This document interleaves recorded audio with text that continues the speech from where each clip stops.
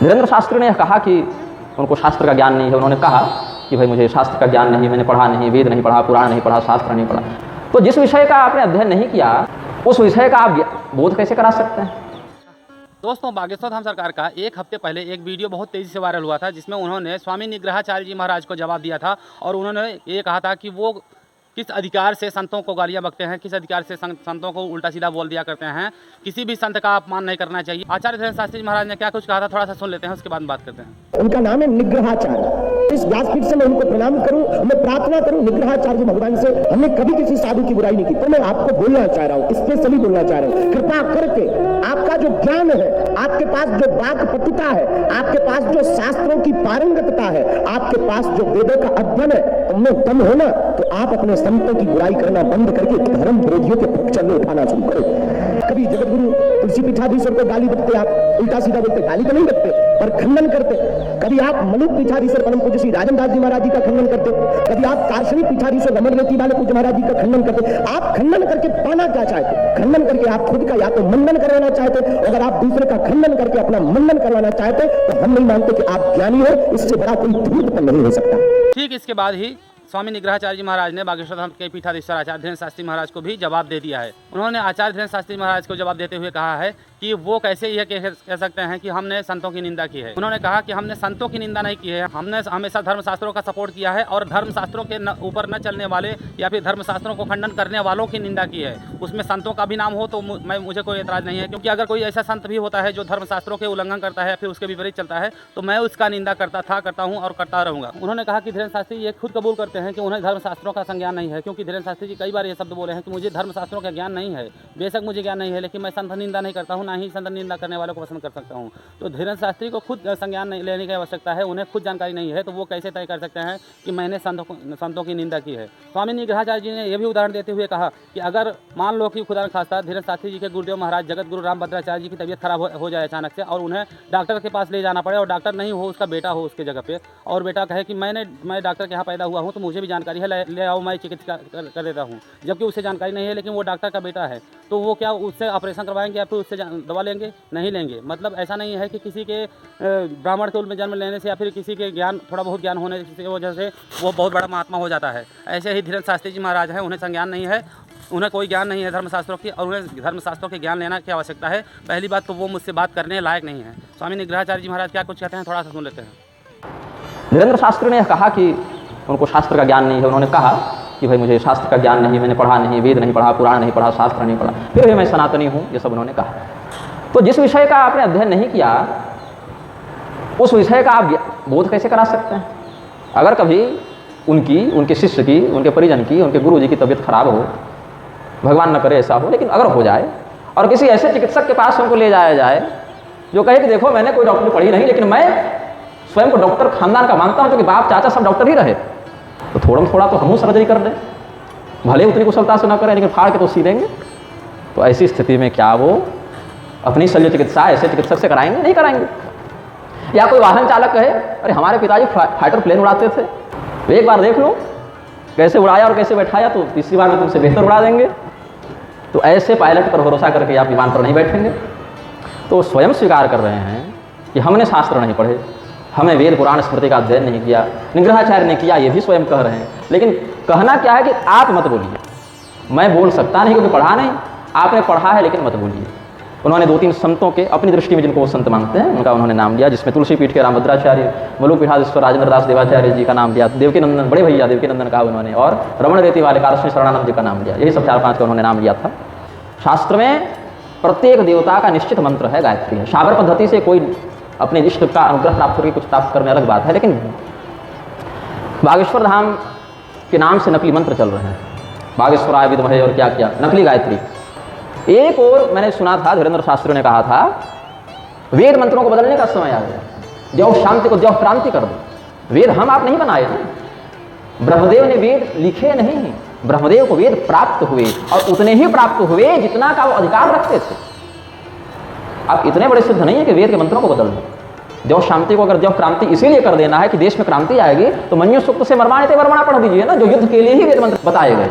ऐसे वेद मंत्र जो युद्ध परक ही हैं, संहार परक ही हैं, धर्म रक्षा परक ही हैं, इनका प्रयोग किया जा सकता है। लेकिन किसी को बदल कर किसी और विधान में जिसमें आपका अधिकार नहीं और उल्टे नकली गायत्री बनाते चल रहे हैं। इतना ही नहीं, जिनको अपना वो गुरु बताते रामभद्राचार्य, वो भी ऐसा ही कर रहे हैं।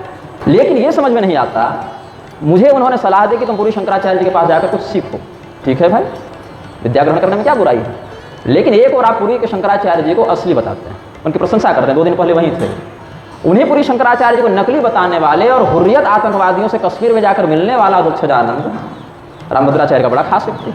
लेकिन आपने कभी ये तो नहीं कहा गुरु जी को अपने जाकर के गुरु जी आप नकली शंकराचार्य का समर्थन कैसे करते हैं, और इस बात पर मैं विरोध कर दूं कि भाई आतंकवादियों से मिलने वाला, कुंभ के मेले में हुर्रियत आतंकवादियों को निमंत्रण देने वाला व्यक्ति शंकराचार्य कैसे हो सकता है, हम उसको धर्म का गुरु कैसे स्वीकार करें। तो हमें संत निंदक बताते हैं कि हमने संत की निंदा कर दी, उनको निमंत्रण देने वाला तुम्हारे गुरु के लिए शंकराचार्य हो जाता है। ये सब बातों को ध्यान रखना चाहिए। फिर कहते हैं कि तुम सनातन धर्म के गुरुओं पर बड़ा बोलते हो, कभी मुसलमानों और ईसाइयों पर क्यों नहीं बोलते। ये भी एक आरोप लगाया। मैंने कहा बिल्कुल बोलता हूँ, बल्कि लिखा हूँ, कई पुस्तकों में लेख में लिखा हूँ। लेकिन ये बताओ कि हमने तो विरोध कर दिया, वृक्षों का हमने विरोध कर दिया, लेकिन अगले दिन हमने क्या देखा कि तुम्हारे कथित संतों में से बड़े हैं अवधेशानंद जी। उन्होंने अपने प्रवचन में क्या कहा, प्यारी कुरान, पवित्र बाइबल और हमारे वेद समकक्ष रख रहे हैं। जिस व्यक्ति के लिए कुरान और बाइबल पवित्र और प्यारी है, राधे माँ को जो महामंडलेश्वर बना दिए, राधे माँ में क्या संतत्व है भाई। वो धर्म के किस परंपरा के किस सिद्धांत का आचरण करती है या करवाती है, और उनको महामंडलेश्वर बना दिया गया और हमने विरोध किया। तो क्या मैं संत की निंदा कर रहा हूँ कि मैं धर्म के शास्त्रीय प्रारूप के लिए बोल रहा हूँ, उसके लिए लड़ रहा हूँ।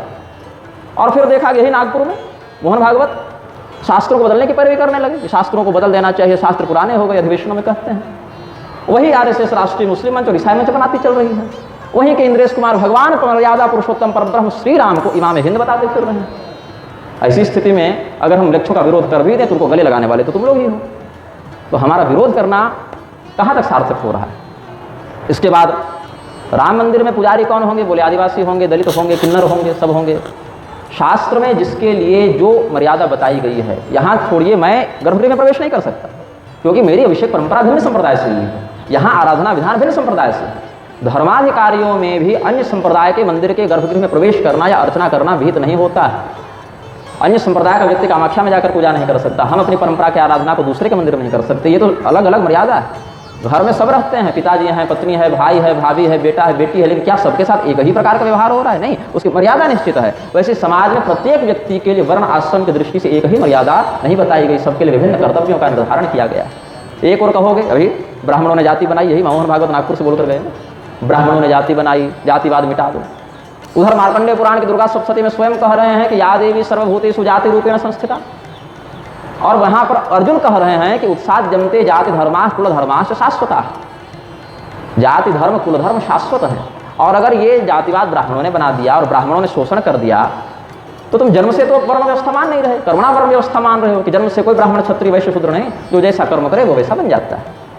तो फिर इनको तुम आदिवासी है, दलित है, किन्नर है, ऐसा क्यों बता रहे हो? फिर सीधे बोलो कि ब्राह्मणों की बहाली हो रही है, लेकिन वहाँ वोट बैंक नहीं, वो पॉलिटिकल आकर्षण उसमें नहीं बनेगा। इसीलिए एक और कर्मणा वर्ण व्यवस्था का राग अलापने के बाद भी जब लिखते हो कि पुजारी किसको बना रहे हैं तो वहाँ जाति का स्पष्ट उल्लेख करते हो, उसका कर्म के बाद भी तुम जाति नहीं बदल पा रहे हो उसकी। तो शास्त्रीय सिद्धांत को यथावत भी नहीं रख पाए, विकृत करके भी ठीक से नहीं रख पाए।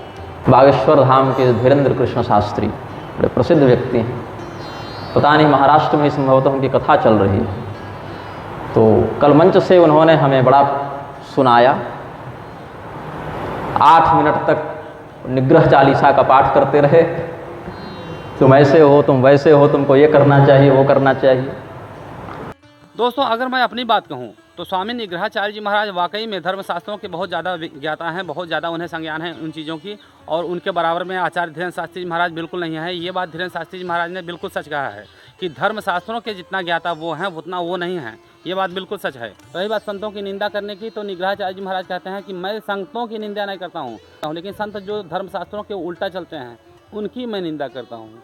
तो मैं ये नहीं कह सकता हूँ कि स्वामी निग्रहाचार्य जी महाराज गलत हैं। धीरेन्द्र शास्त्री जी महाराज भी अपने जगह पे सही हैं कि उन्होंने कहा है कि भाई किसी की निंदा करने से क्या मिलता है आपको, और निंदा किसी की नहीं करनी चाहिए। तो बिल्कुल सही कहा है, उन्होंने भी सही कहा है। स्वामी निग्रहाचार्य जी महाराज अक्सर उन बातों को लेकर के विवादों में रहते हैं कि कोई साधु संत महात्मा या कुछ भी कोई बोल रहा है, उल्टा सीधा काम कर रहा है, तो उसके ऊपर तर्क वितर्क करते हैं। इसलिए निग्रहाचार्य जी महाराज के ऊपर हमेशा विवादित बातें या फिर विवादित टिप्पणियाँ होती रहती हैं।